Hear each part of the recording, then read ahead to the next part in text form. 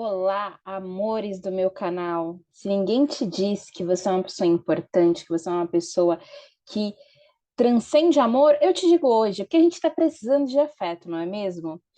E hoje o tema vai ser muito interessante, mas antes da gente começar, curte, comenta, compartilha esse negócio todo que o YouTube pede e que me ajuda a querer estar mais aqui e, consequentemente, faz com que vocês saiam muito mais empoderados, conscientes.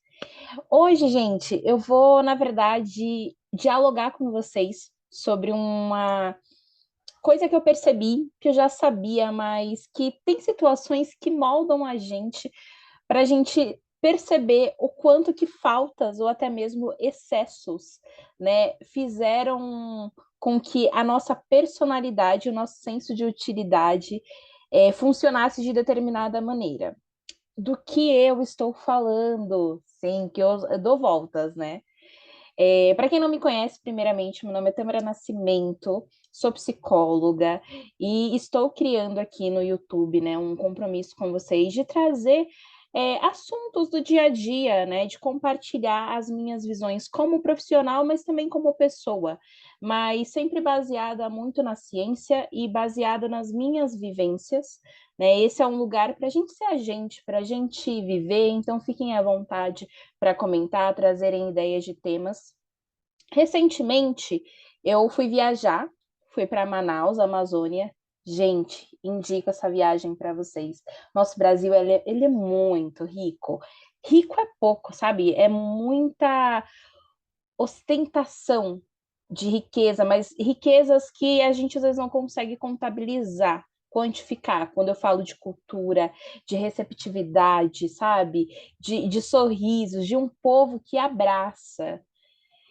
E eu fui viajar, e aqui não vai ser, né, um tour sobre tudo que eu vi na viagem. Quem quiser me seguir no Instagram, tá? As minhas informações das outras redes estão aqui também no canal lá. Você consegue ir na minha bio e começar a me seguir. Eu criei um destaque no meu Instagram sobre todas as informações da viagem, sobre as minhas análises de drinks a lugares. Então você pode ir lá dar uma olhadinha. Sei que todo mundo do meu Instagram falava assim: agora eu quero ir conhecer a Amazônia, agora eu quero conhecer Manaus. Então, eu plantei a semente da dúvida. Mas eu fui viajar, não fui viajar sozinha, fui viajar com duas amigas. E eu percebi quem era eu naquela relação. Não porque são as minhas amigas em si, eu sou assim praticamente com todas as pessoas. E eu fiquei encasquetada. Quem eu era nessa viagem?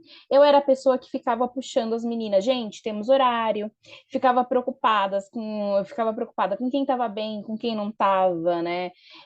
Se estava sendo pesado, como é que estava o calor, ficava preocupada com quem precisava dormir, ficava preocupada com a questão da alimentação. Ai, temos que almoçar, temos que jantar, tananã, tananã, né? Lembrava de ligar ar-condicionado, de desligar por conta de uma amiga minha, né? Que com muitas mudanças de temperatura ela acaba sentindo algumas dores por conta de uma doença que ela tem.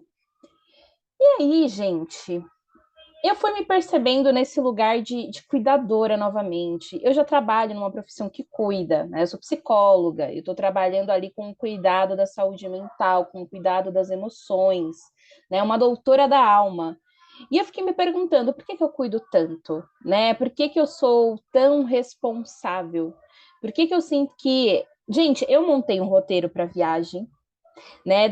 Deixei disponível para as meninas escolherem o que, que elas queriam fazer. Falei, se vocês quiserem alterar. Eu me senti um pouco mãe, né, durante essa viagem. E eu percebi que isso vem de um lugar de que quando eu estava crescendo, eu não tive a possibilidade de ser tão criança. Então eu não brinquei tanto quanto as outras crianças, porque a minha família tinha uma estrutura onde eu tinha uma irmã, tenho, né? Uma irmã com síndrome de Down, e a minha mãe estava mais nos médicos inicialmente ali no meu início de infância com a minha irmã. O meu pai vivia trabalhando, então eu não era uma criança que eu podia ficar na rua, porque eu não teria nenhuma supervisão, e eu entendo isso muito como cuidado. Mas também o brincar, para mim, não foi uma coisa normal. Eu não tinha bonecas, tipo, era uma coisa muito luxuosa na minha família ter vários brinquedos.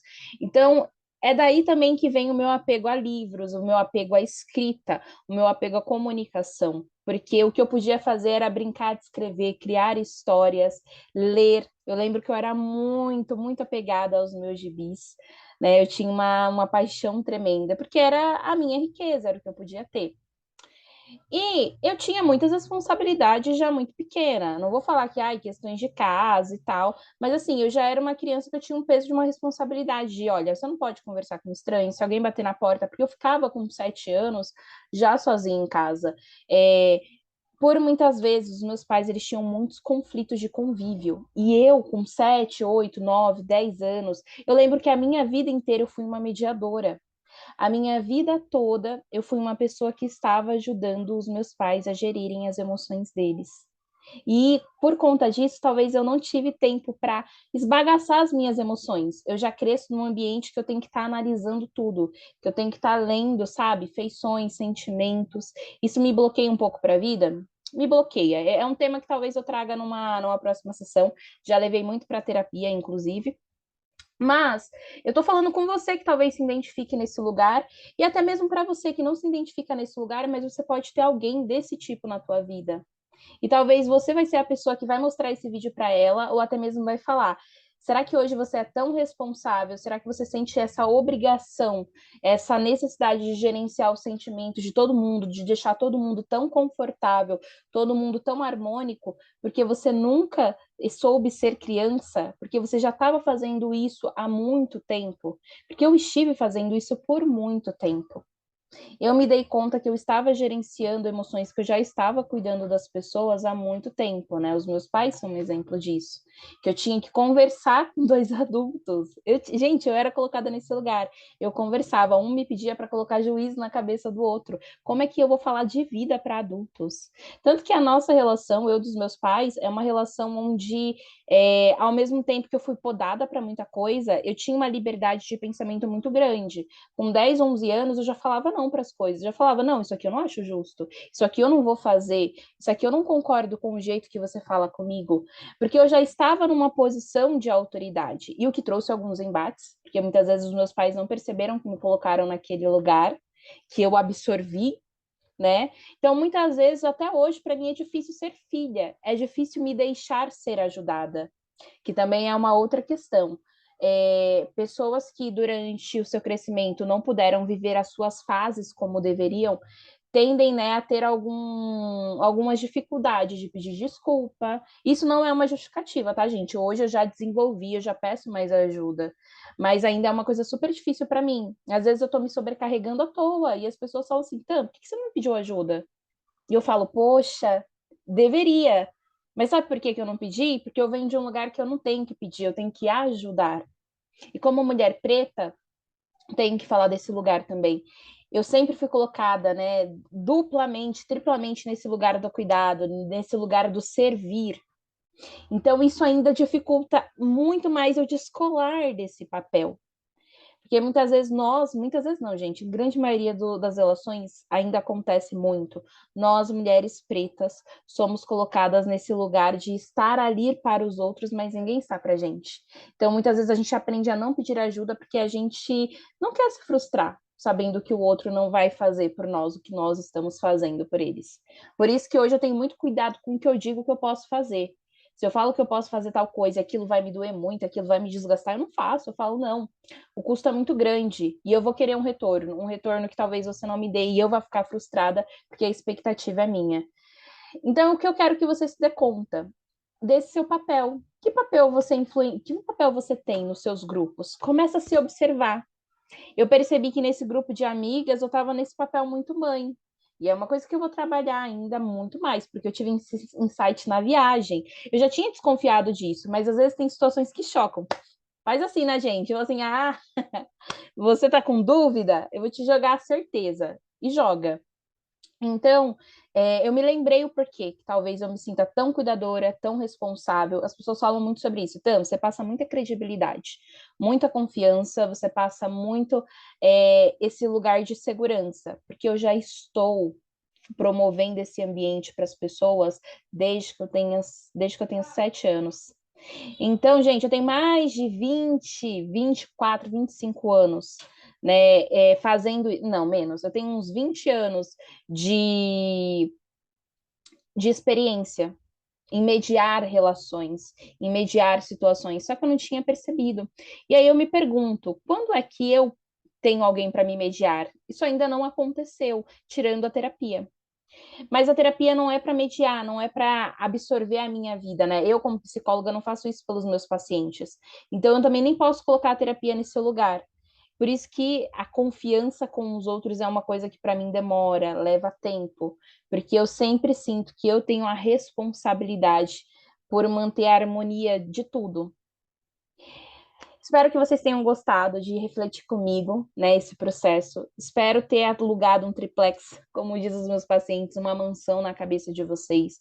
E pensem, se vocês conseguiram, durante o crescimento de vocês, viver o papel de vocês como seria. Ninguém tem uma infância perfeita, ninguém tem uma adolescência perfeita, nem uma vida adulta, isso não existe.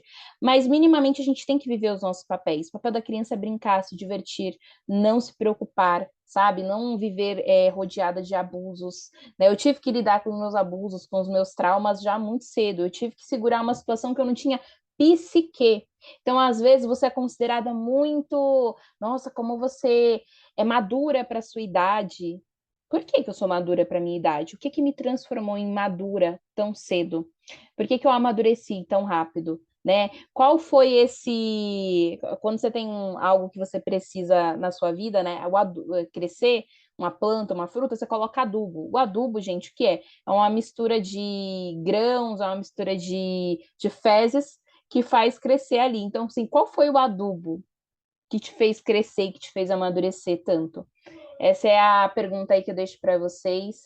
E como sempre, é um orgulho, um prazer estar aqui. Compartilha, comenta e a gente se vê na próxima semana. Voltei com tudo, abril, férias acabou e cheia de ideias para compartilhar por aqui, viu?